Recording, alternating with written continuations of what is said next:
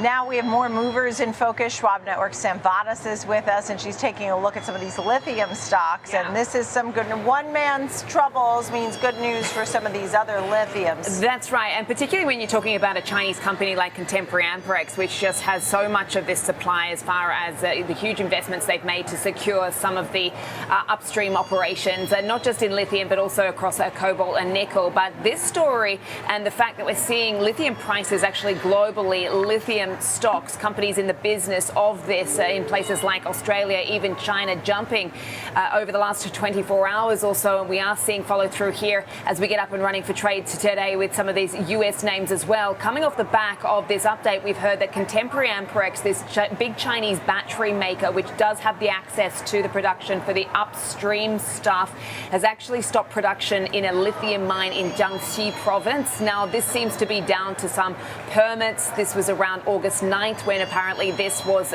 expired. They are looking for a renewal here, but apparently, according to reports, this mining had been under scrutiny in recent weeks. We know that China certainly has overcapacity concerns there, and there are some conversations going around that perhaps this has something to do with trying to nip some of that in the bud, because just as far as Jiangxi province is concerned, this is known as the lithium capital over in China. It makes up for about 6% or so of global supply. That's according to the folks over at, I believe, Bank of America. But a company like Contemporary Amperex, which, remember, supplies the batteries to customers like Tesla, for instance, it does have about 40% market share, certainly in the battery space, hasn't been making as much revenue from some of the upstream supplies that it actually has and has made investments in. And that is because of some of the oversupply concerns, these supply-demand dynamics sort of globally, as we haven't seen the pace of the EV adoption gaining traction as much as many would like. But certainly as far as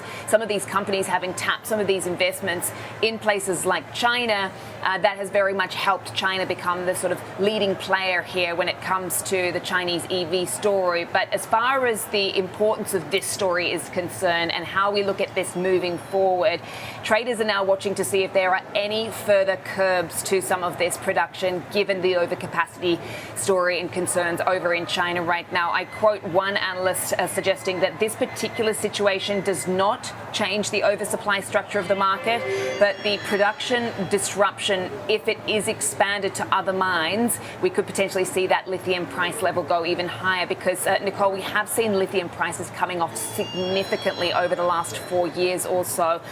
China, Chile, Argentina are places where we do see a lot of this mining. So we did sit at 4-year lows earlier this year. You can see on that chart the dip, but as far as some of the miners are concerned, this is obviously tracking some of those companies.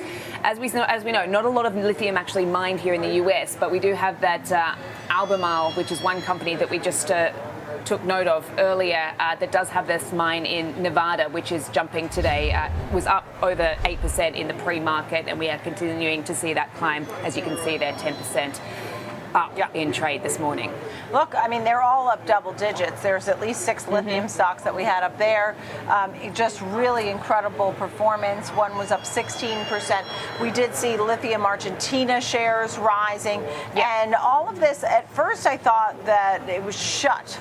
The Contemporary Amperex technology mine was shut, but then I saw it was suspended for 3 months. So that may change the landscape at some point. Once you hear it's going to reopen or restart, that could, these names that are jumping today may have some volatility going forward. Yeah, and I don't think it's just a Contemporary Amperex or CATL story right now. That's certainly what traders have been sort of suggesting, is that if this is a wider crackdown that we're seeing from Beijing, particularly given some of the talk recently about them wanting to sort of consolidate and crack down on some of the overcapacity concerns, even though China doesn't believe it has an overcapacity problem right now. That certainly has been reflected in the prices that we've seen for some of these commodities. So there has been some discussion and rumors certainly around the fact that, if there is further disruption to production expansion coming from the authorities over in China, then that could particularly impact the price as far as the lithium is concerned.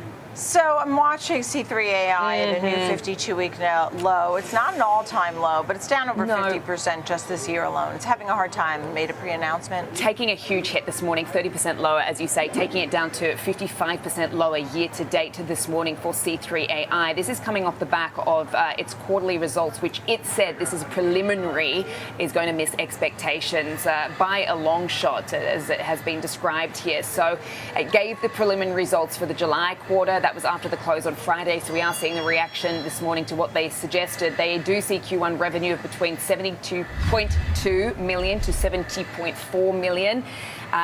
Versus the consensus of what had been 99.9 million. So you're talking roughly 30% below the midpoint of the prior outlook. So that is a particularly significant drop there. Now sees Q1 non-GAAP loss of operations 57.7 million to 57.9 million.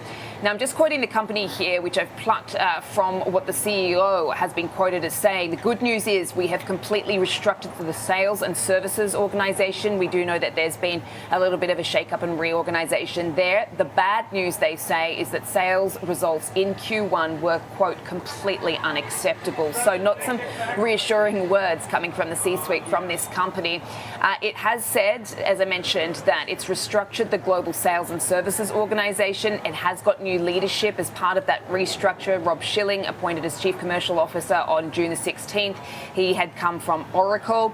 But let's talk about the stock because, as I said, a significant decline that we are seeing today, down around 30%. It's already dropped about 50% or so this year. We've seen the analysts' reaction to this as well. D.A. Davidson downgrading this to underperform from neutral with a price target now of $13, down from $25. So quite a leg lower. The company, they were saying, has announced the results that came in significantly below guidance. Restructured sales and services organization, bringing in new leaders across region. They are saying that it previously lacked a conviction around the durability of the growth amid the increasing reliance on non-recurring revenue, and it suspects that the preliminary results reflect a trend that it finds likely that the business gets worse before it gets any better. So not reassuring words from the C-suite nor from the sell-side community there, as you can hear, Nicole. Yeah, understood. Last but not least, e.l.f. Beauty. Yeah. These beauty names, which we always talk about margins for Ulta and e.l.f., and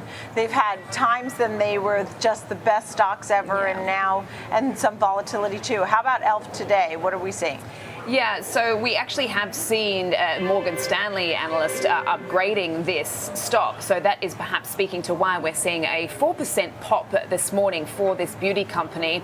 Interesting because you and I, Nicole, had been talking about these earnings last week, and particularly some of the concerns around what had been not a bad quarter, certainly clearing the bar, but the margins being a bit of a concern here. Now, what this Morgan Stanley analyst is saying is the reason behind the upgrade is that they are saying that considering potential profit contribution far above consensus expectations from pricing, upside from road, I'll get to that in a minute, and a solid base business growth, the analyst contends that consensus looks materially too low right now, and that the firm's forecasts are 18% above consensus in terms of fiscal year 27 adjusted EBITDA. Now, what they're basically saying here is it does look like perhaps that this is a good entry point, particularly because we've seen a lot of volatility in this stock, particularly off the back of some of these earnings, with some of those falling sales as far as particularly in the US.